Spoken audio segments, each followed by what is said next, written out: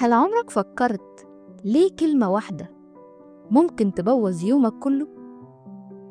تعليق على السوشيال ميديا، رأي شخص فيك، أو حتى مقارنة بسيطة بينك وبين حد تاني.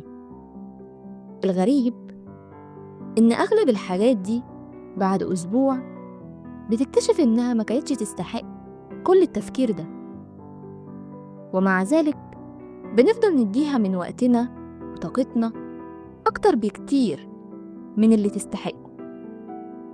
وده بالظبط اللي بيتكلم عنه كتاب فن اللامبالاة. ولو أول مرة تسمع اسمه فممكن تفتكر إنه بيشجع الإنسان يبقى بارد أو ما يهتمش بأي حاجة، لكن الحقيقة هو بيقول العكس تماما. وقبل ما نكمل، في فكرة في الكتاب ده أغلب الناس بتعدي عليها بسرعة، ويمكن تكون هي أهم فكرة في كله. قبل ما مارك مانسون يبدأ الكتاب قرر يحكي قصة كاتب اسمه تشارلز بيكوفسكي، ولو بصيت على حياته ممكن تتوقع إنه آخر شخص هيبقى ناجح. اشتغل شغلانات كتير واترفض من دور نشر كتير وفضل سنين بيحاول، بس في سن 50 حد راهن عليه أخيراً وبقى من أشهر الكتاب في أمريكا، باع ملايين النسخ. لكن المفاجأة، حتى بعد ده كله شاهد على قبره مكتوب كلمتين بس: Don't try.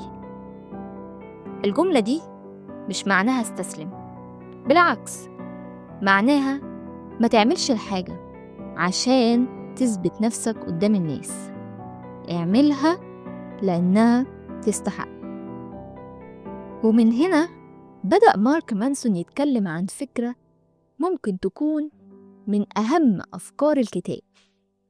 إحنا طول عمرنا بنسمع فكر بإيجابية، خليك سعيد طول الوقت، لكن هل فعلا ينفع الإنسان يبقى سعيد طول الوقت؟ أكيد لأ، لأن الحزن جزء من الحياة، والخوف جزء من الحياة، والفشل جزء من الحياة. المشكلة مش إنك تحزن، المشكلة إنك تفتكر إنك المفروض ما تحزنش. وفي فكرة اسمها القانون المعكوس: كل ما تطارد السعادة كل ما تحس إنها بتبعد عنك. تخيل كل يوم تقول لنفسك لازم أبقى مبسوط، لازم أنجح، لازم الناس تحبني. كل مرة تقول لازم بتفكر نفسك إنك لسه ما وصلتش، ولما تحس إنك لسه ما وصلتش بتزعل، ولما بتزعل بتجري أكتر وتدخل في دايرة ملهاش نهاية. عشان كده السعادة مش حاجة بتطاردها، السعادة بتيجي وانت عايش حياتك وبتعمل حاجات ليها معنى بالنسبة ليك. ومن أكتر الأفكار اللي عجبتني في الكتاب إنك مش محتاج تهتم بكل حاجة. ليه؟ لأن طاقتك محدودة زي ما وقتك محدود. طاقتك كمان محدودة، يعني لو كل تعليق ضايقك، وكل مقارنة كسرتك، وكل رأي أثر فيك، مش هيتبقى عندك طاقة للحاجات اللي فعلا تستحق. وده مش معناه إنك أنت تبقى شخص بارد، بالعكس معناه إنك تعرف تفرق بين الحاجات المهمة وبين الحاجة اللي بعد شهر مش هتفتكرها أصلا. وفي جملة ناس كتير فهمتها غلط لما مارك مانسون قال: أنت لست شخصا استثنائيا.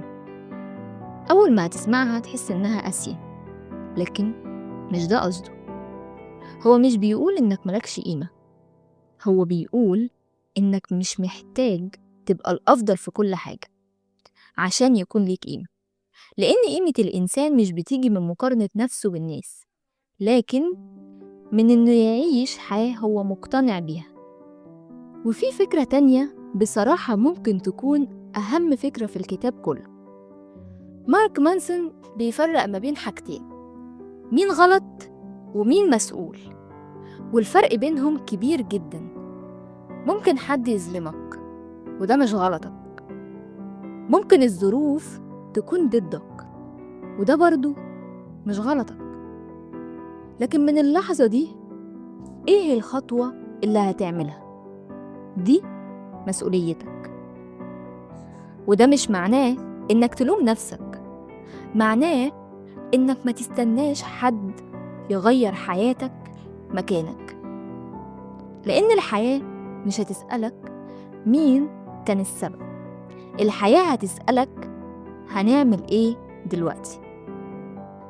وفي فكرة يمكن تكون اكتر فكرة غيرت طريقة تفكيري في الكتاب كله. احنا طول الوقت بنحاول نهرب من المشاكل، لكن مارك مانسون بيقول الحياة عمرها ما هتكون من غير مشاكل، كل مرحلة وليها تحدياتها، وكل اختيار له تمن. فبدل ما تسأل نفسك ازاي اخلي حياتي من غير مشاكل، اسأل سؤال مختلف: انا مستعدة اتحمل مشاكل ايه؟ لان الشخص اللي بيختار يذاكر بيتعب، والشخص اللي بيتمرن برضه بيتعب، والشخص اللي بيبني مشروع بيتعب، لكن التعب هنا له معنى. والحقيقة ان الحياة مش بتسألنا عايز مشاكل ولا لأ، الحياة بتسألنا أنهي مشاكل تستحق تعيشها. وفي آخر الكتاب مارك مانسون بيتكلم عن فكرة ممكن في الأول تحس إنها غريبة شوية. بيقول افتكر إنك هتموت، مش عشان يخوفك ولا علشان يخليك متشائم، لكن لأن الحقيقة الوحيدة اللي كلنا متفقين عليها إن وقتنا محدود. ولما تستوعب الفكرة دي هتبدأ تشوف حاجات كتير بشكل مختلف. رأي الناس هيبقى أقل أهمية، المقارنات هتبقى أقل أهمية، والحاجات اللي كانت واخدة كل تفكيرك هتحس إنها أصغر بكتير مما كنت متخيل. وساعتها هتسأل نفسك سؤال واحد: أنا فعلا عايزة أقضي وقتي في إيه؟ لو في جملة واحدة ممكن تلخص الكتاب كله فهتكون: مش كل حاجة تستحق اهتمامك. اهتم بصحتك، بأهلك، بأهدافك، وبالناس اللي وجودهم في حياتك بيخليك شخص أفضل. أما الحاجات اللي بعد شهر أو بعد سنة مش هتفرق، فيمكن من النهاردة تستحق إنك تسيبها، لأن كل دقيقة بتقضيها في التفكير في حاجة ما تستحقش هي دقيقة اتسحبت من كل حاجة كانت تستحق فعلا. ولو وصلت لحد هنا فأنا حابة أسألك سؤال: إيه أكتر فكرة لمستك في الفيديو؟ أو إيه الحاجة اللي قررت من النهاردة إنها ما بقتش تستحق اهتمامك؟ اكتبها في التعليقات. ولو عجبك الفيديو متنساش تشترك في القناة، لأن لسه في كتب وأفكار ممكن تغير طريقة نظرتنا للحياة. أشوفكم في فيديو جديد كل خميس الساعة 8 من كل أسبوع. Thanks for watching.